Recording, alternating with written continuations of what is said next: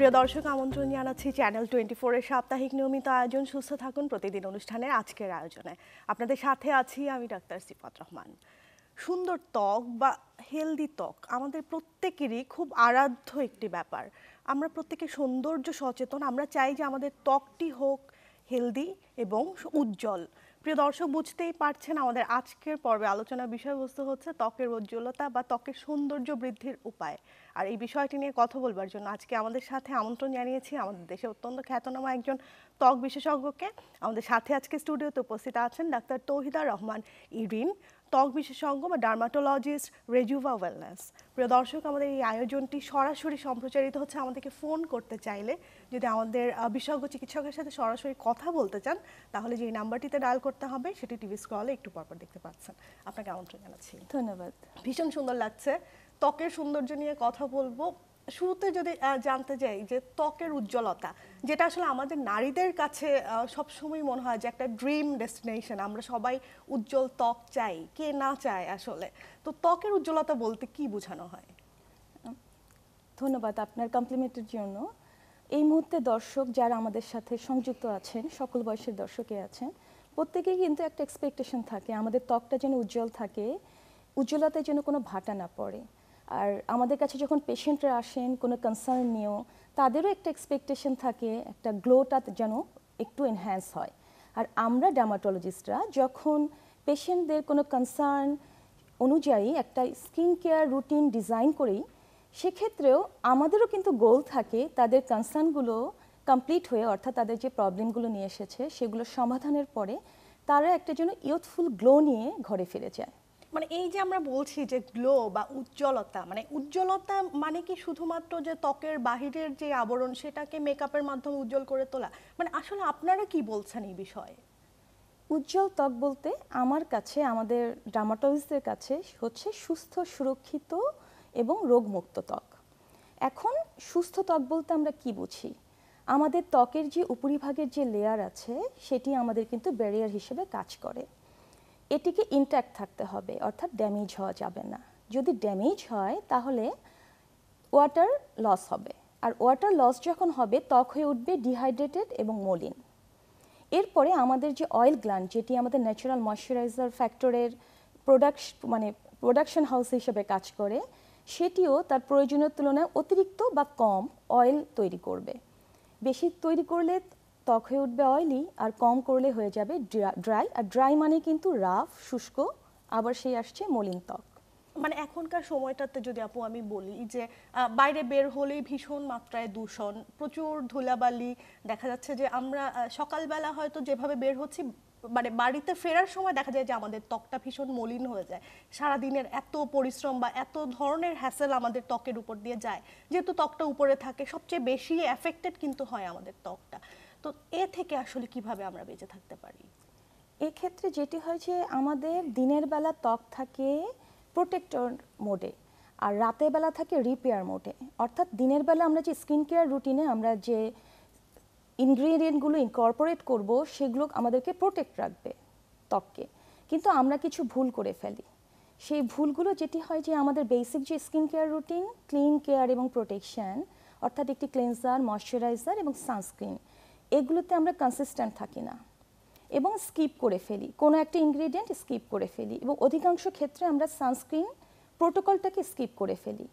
প্রোটেকশনে শুধু সানস্ক্রিন না, এর সাথে আমাদের ক্লদিং, আমাদের যদি আমরা খুব আউটডোরে খুব রোদে কাজ করি তাহলে আমাদের রোদ চশমা বা সানগ্লাস, যেটি কিন্তু আমাদের UVA-B থেকে আমাদেরকে প্রোটেক্ট করে, বা চুলকে রক্ষার জন্য আমরা স্কার্ফ বা হিট প্রোটেক্টর, সেগুলো ঠিকমতো করছি না। এটি একটি ভুল গেল। আরেকটি হচ্ছে সানস্ক্রিন অ্যাপ্লিকেশনে আমরা যেটি আছে ডিসিপ্লিন, অর্থাৎ যতটুকু পরিমাণ, নির্দিষ্ট পরিমাণ সানস্ক্রিন, ত্বকের জন্য সঠিক সানস্ক্রিন এবং রিঅ্যাপ্লাইড যে বিষয়টি আছে সেটিকেও আমরা ভুল করে থাকি। আরও কিছু ভুল থাকে আমাদের, যেমন আমরা অয়েলি স্কিনে ময়শ্চারাইজারটাকে স্কিপ করে থাকি। আমাদের যে পরিবেশের সাথে ত্বকের একটা পরিবর্তন হয়, যেমন সামারে একরকম, উইন্টারে একরকম, আমরা এই রুটিনটা ফলো করি না। এটি গেল হচ্ছে আমরা কনসিস্টেন্সি নেই এবং আমরা কোনো কিছু স্কিপ করছি। আবার অনেক সময় না ওভারলোড করে ফেলি আমরা আমাদের স্কিনকে, মানে অনেক বেশি প্রোডাক্ট আমরা হয়তো স্কিনের উপর হ্যাঁ, সেটি প্রোডাক্টের ব্যাপারে হোক, লেয়ারিংয়ের ব্যাপারে হোক, বা আমরা অনেক ধরনের মিথ আছে, যেমন আমাকে পেশেন্টরা এসে বলে যে আমাকে কোরিয়ান গ্লাস স্কিন করে দেন। আচ্ছা, কোরিয়ান, ওদের তো এক ধরনের এনভায়রনমেন্ট, তাদের ত্বক একরকম, তাদের পরিবেশ একরকম, সে অনুযায়ী তারা যে স্টেপটা ফলো করে সেটা তাদের জন্য ঠিক। কিন্তু আমাদের দেশে হিউমিডিটি যে পরিমাণ, আমরা যদি এতগুলো স্টেপ ফলো করে আমরা স্কিনকে যদি অ্যাবিউজ করে ফেলি, আমাদের স্কিনের যে ব্যারিয়ার সেটিও নষ্ট হয়ে যাবে, ত্বকের যে সুস্থতা সেটা কমে যাবে এবং ইমিউনিটি কমে যাবে। স্কিন ইমিউনিটি কিন্তু ভীষণ দরকার আমাদের বিউটিফিকেশন বলুন আর সুস্থতার জন্য। কারণ স্কিন যদি ইমিউনিটি ঠিকমতো না থাকে, আমাদের রোগ জীবাণু, বাইরের যে পলিউশন, আমাদের যে মানে এনভায়রনমেন্টাল যে অ্যাগ্রেসরগুলো আছে, এগুলো কিন্তু ত্বককে নেতিবাচক প্রভাব ফেলবে। ত্বকে রোগ দেখা দেবে, প্রদাহ দেখা দেবে, র্যাশ দেখা দেবে, এবং আমাদের স্কিনে কিছু গুড মাইক্রোবায়োম থাকে যেগুলো আমাদের ব্যাড অর্গানিজম থেকে ত্বককে রক্ষা করে। এই ব্যালেন্সটাও নষ্ট হয়, ত্বকের পিএইচ নষ্ট হয়ে যায়। এই ভুলগুলো আমরা করে থাকি। পুরো ত্বকের উপর সেটার একটা প্রভাব পড়ে। আপনি মিথের কথা বলছিলেন, তো মানে এখন যেই সময়টাতে আমরা বসবাস করছি, যে আমরা ফেসবুক খুললেই দেখতে পাই যে চটকদার বিজ্ঞাপন যে 7 দিনে রং ফর্সা করে দেবে, বা বিভিন্ন যে ত্বকের সমস্যা তারা 10 দিনে ঠিক করে দেবে, বিভিন্ন ধরনের প্রোডাক্ট আমরা দেখতে পাই। এবং আমরা নারীরা স্বাভাবিকভাবে অতিরিক্ত সচেতন হতে গিয়ে কিন্তু সেসব বিজ্ঞাপনের পিছনে ছুটছি। তো সেগুলোর কি কোনো ধরনের খারাপ প্রভাব পড়ছে ত্বকের উপরে? এটি একটা মিথ এবং আমরা আমাদের ত্বককে অ্যাবিউজ করে ফেলছি। একটি ডেটা দেখা গেছে যে 1990 পর থেকে কিন্তু এ ধরনের ফেয়ারনেস ক্রিম, রং ফর্সাকারী ক্রিম, কারণ অনেকে উজ্জ্বল ত্বক বলতেই ভাবে যে হচ্ছে ফর্সা ত্বক, বা হোয়াইটেনিং ক্রিম, ফেয়ারনেস ক্রিম, এগুলো আমাদেরকে প্রমিস করে যে স্কিন লাইট করে দেবে। এটি কিছুটা আমাদের কালচারাল বিলিফ এবং আমাদের কিছু ফ্যামিলি থেকেও আসে, আমাদের নিজস্ব একটা পারসেপশন যে ফর্সা ত্বক মানেই সুন্দর এবং সুস্থ ত্বক। তো এইভাবে 1990s পর থেকে এটি বেড়ে গেছে এবং 2020-এর একটি ডেটাতে দেখা গেছে বেস্টায়ে, সেখানে যে এই ধরনের রং ফর্সাকারী ফেয়ারনেস এই যে প্রোডাক্টগুলো আছে, সেখানে এত বেশি পরিমাণ হেভি মেটাল টক্সিন থাকে যেগুলো আমাদের শর্ট টার্ম এবং লং টার্ম অনেক রকম কমপ্লিকেশন নিয়ে আসে, শুধু ত্বকে না, ত্বক এবং আমাদের যে ইন্টারনাল অর্গানগুলো আছে সেগুলোতেও ইফেক্ট ফেলে, সেগুলো শরীরে প্রভাব ফেলে, নেতিবাচক বিভিন্নভাবে এফেক্ট ফেলে। এবং কিছু শর্ট টার্ম, যেমন দেওয়ার সাথে সাথে এগুলো হার্শ ইনগ্রিডিয়েন্ট, ফ্রেগ্রেন্স, র্যাশ তৈরি করে, অ্যালার্জিক রিয়াকশন তৈরি করে।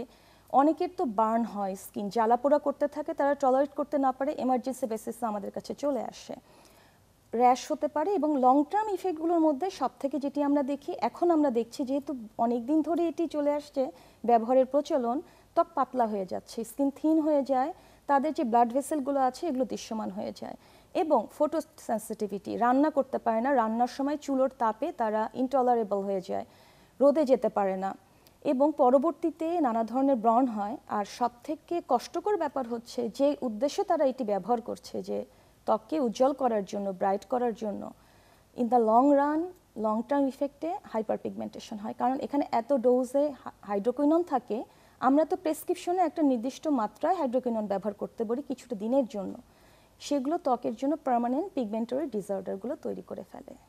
ত্বকের যে সমস্যাগুলো নিয়ে সাধারণত আপনারা ডিল করেন, মানে এখন আপনারা কোন সমস্যাটা সবচেয়ে বেশি পাচ্ছেন?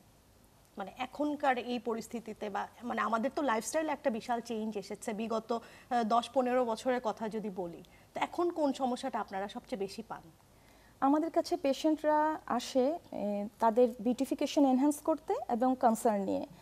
যেহেতু এখন লাইফস্টাইল অনেক বড় একটা প্রভাব ফেলে, আর আমাদের স্কিন হেয়ার কিন্তু স্টোরি টেলার, মানে আমরা কোন পরিবেশে আছি, আমরা কী ধরনের খাবার খাচ্ছি, আমরা কেমন ঘুমাচ্ছি, কতটুকু পরিমাণ ঘুমাচ্ছি, এবং আমরা কী ধরনের স্কিন কেয়ার ব্যবহার করছি, সব কিছুই আমাদের স্কিনে একটা প্রভাব ফেলে। তো সেক্ষেত্রে লাইফস্টাইল যেহেতু অনেক চেঞ্জ হয়েছে, মানুষ এখন ঘুমোচ্ছে কম, খাবারের দাবারে প্রসেস ফুড, জাঙ্ক ফুড, নানা ধরনের ফ্রাইড ফুড এগুলো স্থান পেয়েছে, এবং বাতাস দূষিত, পানি পিউরিফাইড না। তো এর ফলে আমাদের অ্যালার্জিক রিয়াকশন থেকে শুরু করে আমাদের টিনেজারদের যেমন আসে, আমরা এইজ গ্রুপ যদি বলি, পিম্পলের সমস্যা এবং হেয়ার লস, এটি একটি কমন প্রবলেম।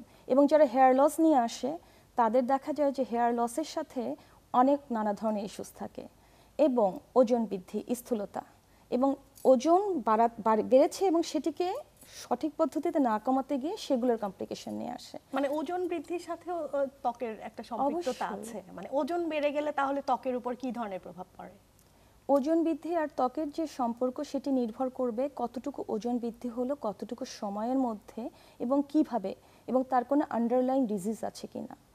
তো সেক্ষেত্রে বিউটিফিকেশনের ব্যাপারে যদি আসি, ফোল্ড দেখা যায় বিভিন্ন জায়গায়, বডি ফোল্ড যেমন ডাবল শিন দেখা যায়, আর্মপিট যেটা সেটা পাফ হয়ে যায় এবং সেলুলাইট ডিপোজিশন হয়, অ্যাবডোমেনের বেলি ফ্যাট, আর্মস ফ্যাট, থাই, এগুলো এক একটা জায়গার শেপ যতটুকু আছে সেটির ডায়ামিটার বেড়ে যায়। আর পিগমেন্টেশনের ক্ষেত্রে যদি আসি, একান্থোসিস নিগ্রিকান্স নামে এক ধরনের ডার্ক পিগমেন্টেশন দেখা দেয় নেকে এবং আন্ডার আর্মে। স্কিন ট্যাগ এক ধরনের আঁচিল দেখা দেয় নেকে, আন্ডার আর্ম, বডির অন্যান্য জায়গায়।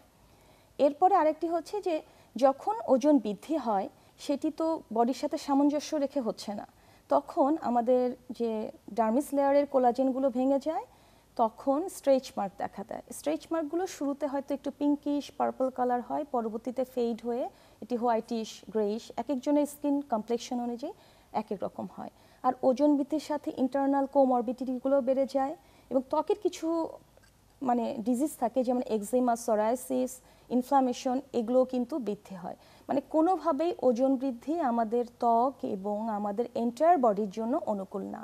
আচ্ছা, মানে ত্বক বলতে তো আমরা শুধুমাত্র মুখমণ্ডলের ত্বক বুঝি না, মানে সারা শরীরের ত্বকই এখানে অন্তর্ভুক্ত। তা আপনারা ডার্মাটোলজিস্টরা কি কি বিষয় নিয়ে আসলে কাজ করছেন এই মুহূর্তে? আমরা যদি অ্যাস্থেটিকের বিষয় বলি, সেক্ষেত্রে ওয়েট ম্যানেজমেন্ট নিয়ে যেহেতু আমরা শুরু করেছি, এখানে আমরা ওজন কমানোর জার্নিতে অনেকে ভুল করে চলে যায়। মানে ওয়েট ম্যানেজমেন্ট এটাকে নিয়ন্ত্রণ না ভেবে ভালে ওজন কমানো। আমরা যখন ওয়েট ম্যানেজমেন্ট নিয়ে কাজ করি তখন দেখি কি আমরা সব কিছুই কারেকশন করতে পারি, কারণ ওজন বৃদ্ধির সাথে সাথে এখন কিন্তু পলিসিস্টিক ওভারিয়ান সিনড্রোম নামে এক ধরনের ডিজিজ হচ্ছে।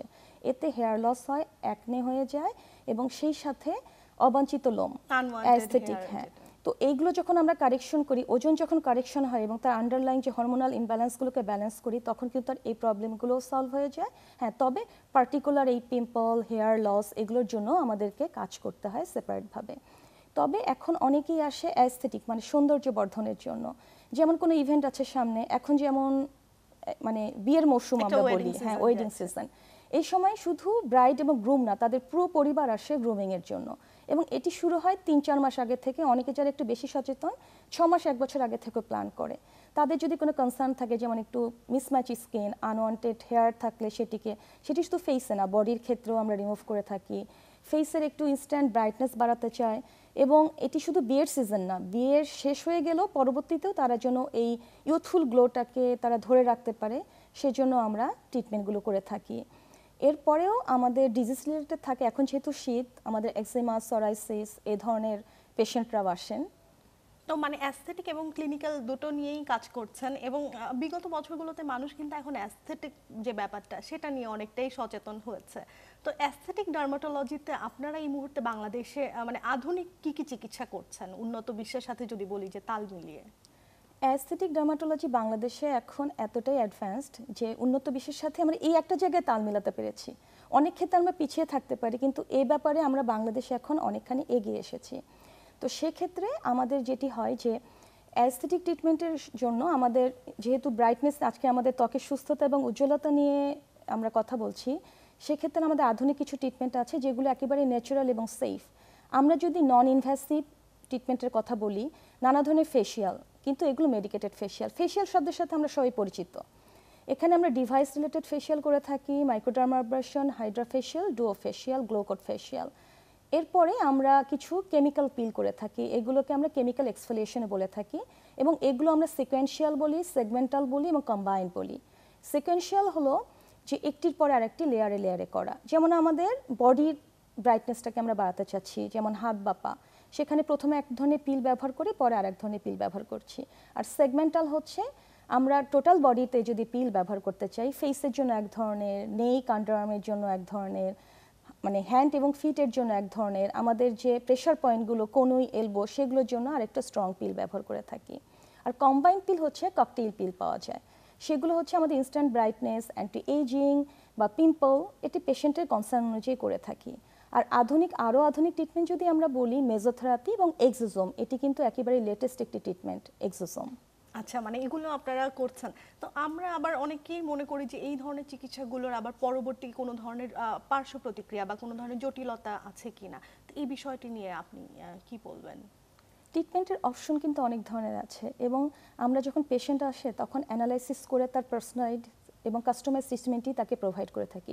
এক্ষেত্রে পেশেন্টের এক্সপেকটেশন এক ধরনের থাকে এবং তার এক্সপেকটেশন থাকলেই সব ধরনের ট্রিটমেন্ট, অনেকে এসে বলে যে আমাকে হাইফু করে দেন, আমাকে বোটক্স করে দেন, আমাকে ফিলার করে দেন, কারণ আমরা এই শব্দগুলোর সাথে কিন্তু পরিচিত। এখন ওই ফেসে, এখন 20 বছরের একজন পেশেন্ট এসেছে, তার ফেস কন্ট্রোলিং আছে, স্লিম আছে, মানে ফেসে কোনো রকম প্রবলেম নেই, হয়তো একটু ওপেন পোর আছে, সে যদি এসে বলে আমাকে একটু ফিলার করে দেন, তখন তার চিনটাও কিন্তু অগমেন্টেড, এসে বলে যে আমাকে ভি শেপ করে দেন। এখন ভি শেপ, ইউ শেপ, এক একজনের ফেসের শেপ কিন্তু এক এক রকম, সবার ফেসেই কি এই ভি শেপটা হবে? সেটি হবে না। তখন তার হয়তো কনসার্ন পোর, তখন আমি তাকে কাউন্সেলিং করে তাকে এটি বোঝাই যে তার প্রবলেমটা হচ্ছে ওপেন পোর। এখন এই ওপেন পোরের জন্য হয়তো আমরা মেজোথেরাপি করতে পারি, ব্লু লাইট থেরাপি করতে পারি, পিআরপি করতে পারি। আবার আরেকটি ক্ষেত্রে 25 বছরের একজন এসেছে, তার একটু ডাবল চিন হয়েছে, তো সেক্ষেত্রে আমরা হাইফু দিয়ে সেই ডাবল চিন রিডাকশন করতে পারি। আমরা ফ্যাট কাটার বা ফ্যাট লাইপোলাইটিক ইনজেক্টেবল প্রসিডিউরের মাধ্যমেও সেই ডাবল চিনটাকে অ্যাবলিশ বা কমিয়ে আনতে পারি। এভাবে কিন্তু কনসার্ন অনুযায়ী, তবে স্কিল প্রফেশনালের কাছে যেতে হবে, আপনার প্রফেশনালকে এক্সপার্ট হতে হবে, অথেন্টিক জায়গায় গিয়ে আপনাকে ট্রিটমেন্টগুলো নিতে হবে। কারণ এই যে আমরা ইনগ্রিডিয়েন্টগুলো ব্যবহার করি, এগুলোর টেম্পারেচার মেনটেনেন্স, এগুলো কতখানি অথেন্টিক, এগুলো কতখানি অ্যাপ্রুভড, সব কিছু কিন্তু বিবেচিত হয় একটি অথেন্টিক প্রতিষ্ঠানে। কিন্তু মানুষ কিন্তু এখন মানে মানুষের হাতে কিন্তু অপশনের কোনো অভাব নেই, মানে সব সময় কি মানুষ আসলে অথেন্টিক জায়গায় যেতে পারছে কিনা, বা তারা কি কোনো ধরনের অপচিকিৎসা বা কোনো ভুল প্রসিডিওরের শিকার হচ্ছে কিনা, যেহেতু এখন একটা ভীষণ কমার্শিয়াল একটা ওপেন মার্কেট, মানুষ কিন্তু ছুটছে, যেখানেই তারা বিভিন্ন ধরনের চটকদার বিজ্ঞাপন দেখছে সেখানে কিন্তু মানুষ যাচ্ছে। এই যে ভুল ম্যানেজমেন্ট, সেটার কি পরবর্তী কোনো ধরনের জটিলতা নিয়ে পেশেন্টরা আপনাদের কাছে আসে? এগুলো এখন অনেক বেশি পাচ্ছি, কারণ আমাদের কাছে পেশেন্ট এমন আসে যে কোনো একটা জায়গায় গিয়ে নোজ ফিলার করেছে এবং সেখানে নোজ কিন্তু ভীষণ একটা সেন্সিটিভ মানে জায়গা, সেখান থেকে ভাস্কুলার ফিলার করে সেখানে ইনফেকশন এনে পরবর্তীতে পিগমেন্টেশন, এবং সেক্ষেত্রে আমাদের তাকে আগে ইনফেকশনটাকে কন্ট্রোল করতে হয়েছে। নোজ শেপিংয়ের জন্য সে গিয়েছিল, শেপিং তো না, রিভার্স ইফেক্ট হয়েছে। এবং অনেকে পিগমেন্টেশন দূর করার জন্য কোনো একটা জায়গায় গিয়ে লেজার করছে, বার্ন করছে, পরবর্তীতে এই লেজার বার্নটাকে আমাদের জন্য, তার জন্য ইমার্জেন্সি ম্যানেজমেন্ট হিসেবে কাজ করতে হয়েছে, কারণ এই বার্নটা না পরবর্তীতে পার্মানেন্ট হয়ে যায়। তো এ ধরনের পেশেন্ট তো আমরা হরহামেশা পাই, যেহেতু এখন অনেক ধরনের অপশন হয়েছে, আমরা এখন সোশ্যাল মিডিয়ার মাধ্যমে অনেক ধরনের জায়গার সন্ধান পাচ্ছি। তো এ কতখানি অথেন্টিক তারা অবশ্যই, যেহেতু সোশ্যাল মিডিয়া আছে, তারা একটু যাচাই করবে যে যে প্রতিষ্ঠানে যাচ্ছে সেখানকার প্রফেশনাল কতখানি স্কিল, তার টিম মেম্বারদেরকে নিয়ে, কারণ আমাদের দেশে কিন্তু শুধু ডক্টর না, আমাদের যারা সার্ভিস প্রোভাইডার আছে তাদের জন্য ট্রেনিং প্রয়োজন। এবং এখন এটিও হয় যে আমাদের দেশের বাইরে থেকে অভিজ্ঞ ডক্টররা এসে তাদেরকে প্রশিক্ষণ দেন, তারাও বাইরে গিয়ে প্রশিক্ষণ নিয়ে আসেন, এবং আমরা যারা অভিজ্ঞ তারাও কিন্তু আমাদের টিম মেম্বারকে প্রশিক্ষণ দিয়ে থাকি। মানে শেখার কোনো শেষ নেই। আর এত ধরনের অ্যাস্থেটিক এবং অ্যাডভান্স ট্রিটমেন্ট আসছে যে প্রতিদিনই কিছু না কিছু হচ্ছে, নতুন নতুন সংযোজন হচ্ছে, প্রতি বছর হচ্ছে সংযোজন। তো শুধু ডক্টর না, পুরো টিমকেই কিন্তু এক নলেজ থাকতে হবে, প্রশিক্ষণ প্রাপ্ত হতে হবে, এটা ভীষণ জরুরি। এবং স্টেরিলাইজেশন মানে হাইজিন, কতটা সেখানে স্টেরিলাইজ করা হচ্ছে, এটা একটা ভীষণ, কারণ ত্বক তো একটা খুবই সেন্সিটিভ একটা অংশ, সেখানে কোনো ধরনের যদি ইনফেকশন বা কোনো কিছু হয় সেটার আফটারম্যাথটা নিশ্চয়ই অনেক বেশি খারাপ হয়। তো আপনারা যখন এই যে পেশেন্টকে কাউন্সেলিং করেন, যে তার জন্য হয়তো পার্সোনালাইজডভাবে তার জন্য একটা ট্রিটমেন্ট প্ল্যান করেন, পাশাপাশি নিশ্চয়ই তার লাইফস্টাইল মডিফিকেশনের উপরে আপনারা জোর দেন, কারণ আমাদের জীবনযাত্রা, আমরা কি খাচ্ছি, আমরা কতটুকু ফিজিক্যাল অ্যাক্টিভিটি করছি, এই বিষয়গুলো নিশ্চয়ই আমাদের ত্বকের উপরে প্রভাব ফেলে। তো আপনারা সাধারণত পেশেন্টদেরকে কি কি অ্যাডভাইস দিয়ে থাকেন? আমাদের হাতের সময় যেহেতু কম, আজকের অনুষ্ঠানে আমি 5টি হ্যাকস বলবো, বা ট্রিপ বা টিপ বলতে পারে, যেটি ফলো করলেই আমরা অনেকখানি লাইফস্টাইলকেও কারেকশন করতে পারবো এবং ইউথফুল গ্লো অ্যাচিভ করতে পারবো। নাম্বার 1 হচ্ছে হাইড্রেশন। আমাদেরকে হাইড্রেটেড থাকতে হবে, সেটি পানির মাধ্যমে, পানীয়র মাধ্যমে। পানীয় মানেই হচ্ছে কমার্শিয়াল বেভারেজ বা প্যাকড জুস না, এখানে আমরা ডিটক্স ওয়াটার হার্ব দিয়ে বানাতে পারি, ইনফিউশন ওয়াটার, ডাবের পানি প্রকৃতি থেকে তৈরি, এবং সেলুলার হাইড্রেশন মেনটেন করতে হবে। আমাদের ত্বক এবং চুল কিন্তু সবশেষে ওয়াটার, মানে আমরা যখন ওয়াটার ইনটেক করি, মানে পুরো শরীরের অর্গানের ডিমান্ড মিটিয়ে আমাদের ত্বক এবং চুলে যায়, মানে সবার শেষে সে হাইড্রেটেড হয়, সেজন্য সেলুলার হাইড্রেশনটা মেনটেন করতে হবে। আর যারা টি লাভার, টি পারসন আমার মতো, তারা ব্ল্যাক টি, গ্রিন টি, টার্মারিক টি, অনেক ধরনের অপশন আছে, এগুলো পান করবে। দুধ চিনি চা ছাড়া। কারণ এই সুগার কিন্তু আমাদের বডিতে গ্লাইকেশন তৈরি করে এবং গ্লাইকেশনের মাধ্যমে আমাদের কোলাজেন ডিস্ট্রাকশন হয়, এজিং প্রসেস ফাস্ট হয় এবং ডিজেনারেশন হয়। নাম্বার 2 হচ্ছে আমাদের ইট স্কিন হেলদি ডায়েট। মানে আমরা যে খাবারটা খাবো সেটি হতে হবে ন্যাচারাল, মানে ফার্ম ফ্রেশ, নিউট্রিয়েন্ট ডেন্স। যেমন আমরা খুব প্রসেস জাঙ্ক ফাস্ট ফুড এগুলো খাই, এগুলোর পরিবর্তে আমরা fibre rich, protein, whole grain, complex carb, যেমন অনেকেই ভাবে যে কার্ব একেবারে কার্ব রেস্ট্রিক্টেড না, আমরা কমপ্লেক্স কার্বটা গ্রহণ করতে পারি। এবং হেলদি ফ্যাট মানে সবসময় খারাপ না, যেমন নাটস, সিডস থেকে, বাদাম থেকে আমরা যে ফ্যাটটা পাই, কিছু পরিমাণ ফ্যাট কিন্তু আমাদের ডেইলি রিকোয়ারমেন্টে জরুরি। নাম্বার 3 হচ্ছে আমাদের রেস্টটাকে প্রায়োরিটাইজ করতে হবে, সেটি ফিজিক্যাল রেস্ট, মেন্টাল রেস্ট এবং সোশ্যাল রেস্ট। আমাদেরকে ঘুমোতে হবে পর্যাপ্ত পরিমাণ, এটাকে আমরা বিউটি স্লিপ বলি, যেন এটি কোয়ালিটি স্লিপ হয়। আর ফিজিক্যাল রেস্ট হচ্ছে আমাদের একটু এক্সারসাইজ করতে হবে, ফিজিক্যালি অ্যাক্টিভ থাকতে হবে, এটাও কিন্তু রেস্ট। মেন্টাল রেস্ট হচ্ছে যে কাজগুলো আমাদেরকে আনন্দ দেয়, যেমন বই পড়া, গল্প শোনা, গল্পের বই পড়া বা গান শোনা, পছন্দের মানুষের সাথে কথা বলা, এটা হচ্ছে মেন্টাল রেস্ট, মানে আমাদের স্ট্রেসটাকে যেটা রিডিউস করে। আর সোশ্যাল রেস্ট হচ্ছে নেগেটিভিটি দূর করতে হবে, আমাদের একটা হেলদি বাউন্ডারি সেট করতে হবে। আর নাম্বার 4 এক্সারসাইজ, এর মাধ্যমে আমাদের স্ট্রেসকে ম্যানেজমেন্ট করতে হবে, ইয়োগা, জুম্বা, আমরা ওয়াকিং, জগিং, সুইমিং, যেভাবে আমাদের জন্য সুইটেবল, জিমে যে যেতেই হবে এমন কিছু না। আর নাম্বার 5 সেটা হচ্ছে একটা কনসিস্টেন্ট স্কিন কেয়ার রুটিন আমাদেরকে মেনে চলতে হবে। সেটি হচ্ছে, আমি যদি একটু লেভেল আপ করতে চাই, আমি স্কিন কেয়ার রুটিন নিয়ে আপনার কাছে একটু বিস্তারিত জানবো একটি ছোট্ট বিরতির পর। বিরতি থেকে ফিরে আসছি। প্রিয় দর্শক, সুস্থ থাকুন প্রতিদিন অনুষ্ঠানে এই পর্যায়ে একটি ছোট্ট বিরতিতে যাচ্ছি। বিরতির পর আলোচনার পরবর্তী অংশ নিয়ে ফিরে আসছি, আমাদের সাথেই থাকুন।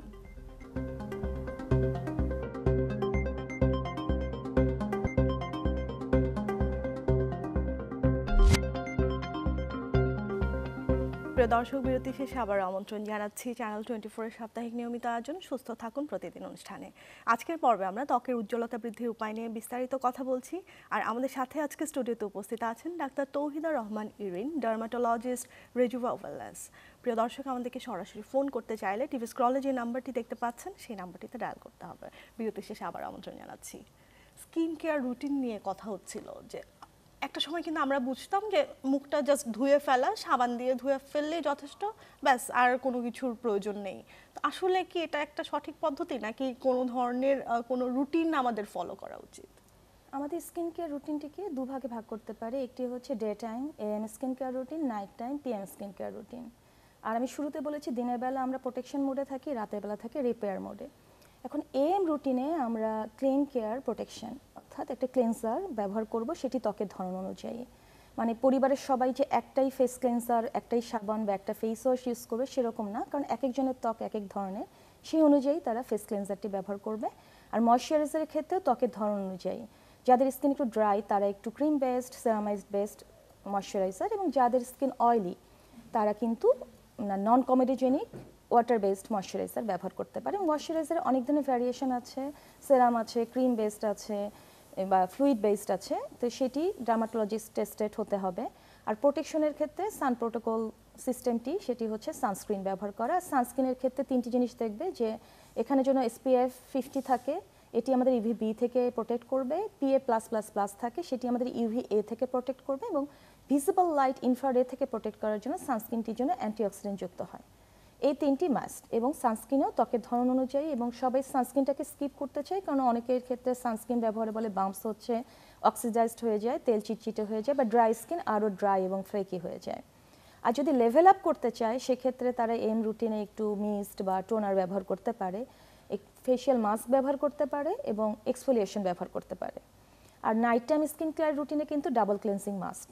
সেটি হচ্ছে যে আপনি মেকআপ করুন বা ঘরে থাকুন, বাইরে যান, আমরা যখন ঘরে থাকি দেখি না আমাদের একটা টেবিলের উপর কিন্তু ধুলার স্তর পড়ে যায়, তো সেক্ষেত্রে আপনি ইনডোরে থাকলেও রাতের বেলা ডাবল ক্লেন্সিং, প্রথমে একটি কোনো cleanser milk based, oil based, যাদের স্কিন ড্রাই তারা অয়েল বেসড, এবং যাদের স্কিন স্বাভাবিক মিল্ক বেসড, এবং যাদের স্কিন একটু অয়েলি তারা মাইসেলার ওয়াটার ব্যবহার করতে পারেন। তারপরে ফেস ক্লিনজার দিয়ে ফেস ক্লিন করবেন, এরপরে স্লিপিং মাস্ক ব্যবহার করতে পারেন, স্কিন লেয়ারিং করতে পারেন, সাইক্লিং করতে পারেন। সাইক্লিং হচ্ছে নাইট 1 এবং 2-তে আমরা কোনো স্লিপিং মাস্ক ব্যবহার করব, তারপর নাইট 3-4-এ আমরা অ্যাক্টিভ ইনগ্রেডিয়েন্ট যুক্ত, যেমন কেউ হয়তো বাকুচিওল ব্যবহার করতে পারে, রেটিনল ব্যবহার করতে পারে, বা নিয়াসিনামাইড ব্যবহার করতে পারে। পরবর্তী দিনগুলোতে সে সেনামাইড বা হ্যালোনিক অ্যাসিড যুক্ত ময়শ্চারাইজার ব্যবহার করবে। এটি হচ্ছে সাইকেল, কিন্তু একসাথে লেয়ার না।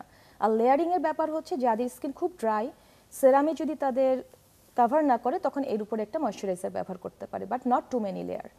এটি হচ্ছে আমাদের মানে নাইট টাইম একটির স্কিন উপর কেয়ার আরেকটি প্রোডাক্ট মানে ব্যবহার করাটাকে আপনারা ডিসকারেজ করছেন? আমরা এনকারেজ করি যদি দরকার হয়। যেমন আচ্ছা। কারো পিম্পল আছে, তখন তার সাপোর্টিভ এবং তার কনসার্ন হচ্ছে তার পিম্পলে দেয়ার ট্রিটমেন্টটি এবং পুরো ফেসের জন্য ময়শ্চারাইজার। এখানে হচ্ছে কনসার্নের জন্য সে পিম্পলের জন্য প্রোডাক্টটি ব্যবহার করবে এবং পুরো ফেসে সে হচ্ছে তার সাপোর্টিভ ময়শ্চারাইজারটি ব্যবহার করবে। এটি এক ধরনের লেয়ারিং হয়ে গেল, but not too many layer. আর লেভেল আপের ক্ষেত্রে ডার্মাটোলজিস্ট দেখিয়ে স্কিনের টাইপ অনুযায়ী এবং কনসার্ন, যেমন পিম্পল, মেস্তা, আনইভেন টোন, এজিং থাকলে সেই অনুযায়ী প্রোডাক্টগুলো তারা ব্যবহার করবে। আচ্ছা, আপনার সাথে আধুনিক চিকিৎসা নিয়ে কথা হচ্ছিল, তখন আপনি বেশ দুটো চিকিৎসার নাম বলে, আমি বলতেও পারছি না, বেশ খটমটে একটি নাম, এক্সোসোম সম্ভবত, সেটা নিয়ে একটু বিস্তারিত জানতে চাইছি, যেহেতু আমাদের সামনে দর্শকরা আছেন তারা হয়তো জানতে চাইতে পারেন। এক্সোসোম হচ্ছে এখানে টাইনি ভেসিকল থাকে যেগুলো স্টেম সেল থেকে ডিরাইভড হয়। এখানে প্রচুর পরিমাণে গ্রোথ ফ্যাক্টর থাকে, পেপটাইড থাকে, এনজাইম থাকে ত্বকের কনসার্ন অনুযায়ী। যারা একটু ম্যাচুর স্কিনের জন্য তাদের এক ধরনের ইনগ্রেডিয়েন্ট থাকে, যাদের স্কিন অয়েলি বা যাদের স্কিন আনইভেন তাদের জন্য এক ধরনের ইনগ্রেডিয়েন্ট থাকে। তো এগুলো আমাদের স্কিনে আমরা একটা ডিভাইস, মানে এটাকে ডার্মাপেন বলি বা মাইক্রোনিডেলের মাধ্যমে মাইক্রো চ্যানেল তৈরি করে আমরা আমাদের স্কিনের মিডল লেয়ারে প্রোভাইড করে থাকি। সেক্ষেত্রে হয় কি, এগুলো রিজেনারেশন পাওয়ার যেহেতু থাকে, আমাদের হিলিং প্রসেসটাকে ফাস্ট করে, রিপেয়ারে হেল্প করে এবং আমাদের যে ড্যামেজ স্কিন ব্যারিয়ার আছে সেটাকে রিপেয়ার করে, ময়েশ্চার রিটেন করে স্কিনকে হাইড্রেটেড রাখতে সাহায্য করে এবং ফাইন লাইন বা রিঙ্কেল থাকলে এগুলোকে স্মুথ হতে হেল্প করে, স্কিনকে প্লাম্প রাখে এবং ব্রণের ক্ষত বা দাগ থাকলে সেগুলোকে কমিয়ে আনতে সাহায্য করে। এবং এক্সোসোমের পরে আমরা রেড লাইট থেরাপি দিয়ে থাকি। এতে একটা সুদিং ইফেক্ট আসে এবং এটা একটা অ্যাডজুভেন্ট থেরাপি, দুটো মিলিয়ে বেশ কম্বাইন্ড একটা ভালো রেসপন্স পাওয়া যায় আমাদের প্রবলেমগুলোর। আচ্ছা, 30 বছর বয়সের পরে তো সাধারণত নারীদেরকে বলা হয় যে নারীরা বুড়িয়ে যায়, এরকম একটা ধারণা আছে যে, এবং আমাদের স্কিনেও কিন্তু খুব দ্রুত তখন ফাইন লাইন পড়তে থাকে, একটা বার্ধক্যের একটা ছাপ আস্তে আস্তে চলে আসতে থাকে। তো 30-এর পরে কি আসলে এই ধরনের যে থেরাপিগুলো বা যে ট্রিটমেন্টগুলো আপনারা দিচ্ছেন সেগুলো নেওয়া উচিত? 25-এর পর থেকে আমাদের 20 থেকে 25 পর্যন্ত কোলাজেন থাকে পিকে, স্টেম সেল থাকে পিকে, এরপরে কিন্তু ডিক্লাইন করতে থাকে এবং 25 থেকে 30-এ 30 থেকে 40-এ এটা স্পিড আপ হয়ে যায়। তো এই ধরনের এক্সোসোম ট্রিটমেন্ট তারা অ্যাভেল করতে পারে এবং এছাড়া পিআরপি, আমরা অ্যান্টিঅক্সিডেন্ট আইভি থেরাপি আছে যেগুলোর মাধ্যমে আমাদের বডির ডিজেনারেশন প্রসেসটাকে স্লো করতে পারি, ডিটক্সিফাই করতে পারি। হরমোনাল ইমব্যালেন্সের ইস্যু থাকে, সেগুলোকে আমরা কন্ট্রোল করে বেশ একটা ইউথফুল গ্লো প্রোভাইড করতে পারি। আমরা কিন্তু এখন গ্লুটাথায়ন নামটার সাথেও পরিচিত, আমরা খুব শুনে থাকি যে গ্লুটাথায়ন থেরাপি, সেটা সম্পর্কে একটু জানতে চাই। গ্লুটাথিয়ন হচ্ছে সুপার অ্যান্টিঅক্সিডেন্ট, যাকে মাস্টার অ্যান্টিঅক্সিডেন্ট বলা হয়। গ্লুটাথিয়ন কিন্তু আমাদের বডিতেই আছে, কিন্তু আমাদের স্ট্রেস, এইজ, আমরা নানান ধরনের মেডিকেশন সেবন করি, আমাদের পরিবেশের যে দূষণ, এগুলোর কারণে এই গ্লুটাথিয়নটা কমতে থাকে। তো আমরা ফুডের মাধ্যমে আমরা এই গ্লুটাথিয়নটাকে বাড়াতে পারি, পর্যাপ্ত ঘুমের মাধ্যমে বাড়াতে পারি এবং এক্সারসাইজের মাধ্যমে। কারণ আমরা যখন এক্সারসাইজ করি আমাদের মাসেল কিন্তু ডোপামিন রিলিজ করে, সেটি গ্লুটাথিয়নকে বাড়িয়ে দেয়। আমরা যখন এক্সারসাইজ করি তখন আমাদের গাট গুড যে ব্যাকটেরিয়া প্রোবায়োটিক, এটি তৈরিতে ব্রেনকে সিগন্যাল পাঠায়। যখন এগুলো তৈরি হয় গ্লুটাথিয়নটাও আপ হয়ে যায়। এর ছাড়াও আমরা গ্লুটাথিয়ন এখন বেশ হাইপড, অনেকে ওরাল গ্লুটাথিয়ন বলে, স্প্রে গ্লুটাথিয়ন, আইভি গ্লুটাথিয়নের কথা বলে। তবে সবথেকে বেস্ট রেজাল্ট হয় যে আইভি, মানে ইন্টারভেনাসের মাধ্যমে আমরা যে গ্লুটাথিয়ন সরাসরি আমাদের বডিতে সেটা প্রবেশ করে। কারণ ওরাল খেলে অনেক সময় আমাদের গ্যাস্ট্রিক যে আমাদের অ্যাসিডটা থাকে সেটাকে নিউট্রালাইজ করে ফেলতে পারে এবং স্প্রের মাধ্যমে অতটা ইফেক্টিভ হয় না। বাট আমরা যখন ইন্টারভেনাস পদ্ধতিতে গ্লুটাথিয়ন প্রোভাইড করি, এটি আমাদের ব্লাড সিস্টেমে চলে যায়, হরমোন ব্যালেন্স করে, বডির টক্সিনগুলোকে ডিটক্সিফাই করে ফেলে, আমাদের মন ভালো রাখে, ফিল গুড হরমোনগুলোকে রিলিজ করে এবং টিরোসিনাস একটি এনজাইম যেটি আমাদের পিগমেন্টেশন তৈরিতে সাহায্য করে সেটিকে কমিয়ে দেয়। এছাড়াও আমাদের মেলানিন প্রোডাকশনকেও এটি কমিয়ে আনে। এর ফলে আমরা একটা ওভারঅল ভালো রেজাল্ট পাই গ্লুটাথিয়নের মাধ্যমে। তবে এটা ডিপেন্ড করবে যে কতটি সেশন কার জন্য, এবং অনেকে ভাবে যে গ্লুটাথিয়ন ব্যবহার করে একেবারে ত্বককে হোয়াইট করা যাবে। এসে পেশেন্টরা বলে যে আমাকে 4-5 শেড কমিয়ে দেন, মানে আমার এখন যে শেড আছে এর থেকে 3 শেড আমাকে লাইট করে দেন। কিন্তু গ্লুটাথিয়নের মধ্যে স্কিন লাইটেনিং ইফেক্ট আছে।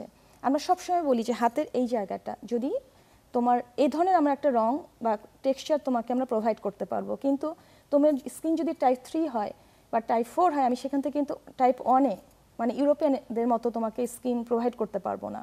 আর অনেকেই এটাই জিজ্ঞাসা করে যে গ্লুটাথিয়ন ট্রিটমেন্টটি পার্মানেন্ট কিনা। এটির তো কিছু সেশন আছে, কিন্তু সেশন শেষ হয়ে যাওয়ার পরে আপনি যদি স্কিন কেয়ার রুটিন, যেটা শুরুতে বলেছিলাম যে ডে টাইম নাইট টাইম, সেগুলো যদি না মেনে চলেন, আপনার লাইফস্টাইলটাকে ঠিকমতো মেনটেন না করেন, তাহলে কিন্তু আবার আগের মতো ফিরে আসতে পারে। কোনো কিছুর প্রমিস নেই। মানে যে কোনো কিছু আসলে একটা মেনটেন করার ব্যাপার আছে। যে কোনো আমরা কিন্তু যে কোনো রোগের ক্ষেত্রেও দেখতে পাই যে মেডিকেশনটা একটা নির্দিষ্ট সময় ধরে চালিয়ে যেতে হয়। সে স্কিনের ব্যাপারটাও তাই, যে যত্নটা রেগুলারলি করতে হবে। আমরা অনুষ্ঠানে প্রায় শেষ পর্যায়ে চলে এসেছি, যে আমি জানতে চাই যে আমাদের সাধারণ যে দর্শকরা আছেন তাদের জন্য কিছু কি বলবেন কিনা, আর মানে একদম প্রাকৃতিক উপায়ে যদি কেউ স্কিনটাকে ভালো রাখতে চায় বা স্কিনের একটু কেয়ার করতে চায়, তারা কিভাবে করবেন? আমরা যেহেতু প্রকৃতি থেকে এসেছি, respect nature, nature will respect you. এই প্রকৃতির বাতাস, এই বাতাসকে বিশুদ্ধ বাতাসের সংস্পর্শে থাকতে হবে। আমাদের পানি, আমাদেরকে হাইড্রেটেড থাকতে হবে, বিশুদ্ধ পানি পান করতে হবে, পলিউশন থেকে নিজেদেরকে রক্ষা করতে হবে, এবং প্রকৃতিকে দূষিত করা যাবে না। কারণ প্রকৃতিকে দূষণ করলে আপনি কিন্তু প্রভাবিত হবেন। পর্যাপ্ত পরিমাণে ঘুমাতে হবে, প্রাকৃতিক খাবার খেতে হবে, আর একটা consistent skin care routine maintain করবেন, যেটি হচ্ছে মিনিমাল। সুস্থ থাকুন প্রতিদিন। ধন্যবাদ। আপনাকে অসংখ্য ধন্যবাদ, আপনার ব্যস্ত সময় থেকে আমাদেরকে সময় দিয়েছেন, এবং আশা করছি যে আমাদের দর্শকরা আজকে উপকৃত হয়েছেন আপনার এই মূল্যবান পরামর্শের মাধ্যমে। আমরা অনেক সুন্দর একটি সময় উপভোগ করলাম। আশা করছি দর্শকরা আমাদের সাথে এনজয় করেছেন। ধন্যবাদ। প্রিয় দর্শক, সুস্থ থাকুন প্রতিদিন অনুষ্ঠানে আজকের পর্বে ত্বকের যত্ন নিয়ে কথা বলছিলাম। আমাদের আজকের বিশেষজ্ঞ অতিথি আপনাদেরকে অনেকগুলো পরামর্শ দিয়েছেন। আশা করছি উপকৃত হয়েছেন। আপনাদের সাথে দেখা হবে সামনের পর্বে নতুন কোনো বিষয় নিয়ে। সবাই ভালো থাকুন, সুস্থ থাকুন।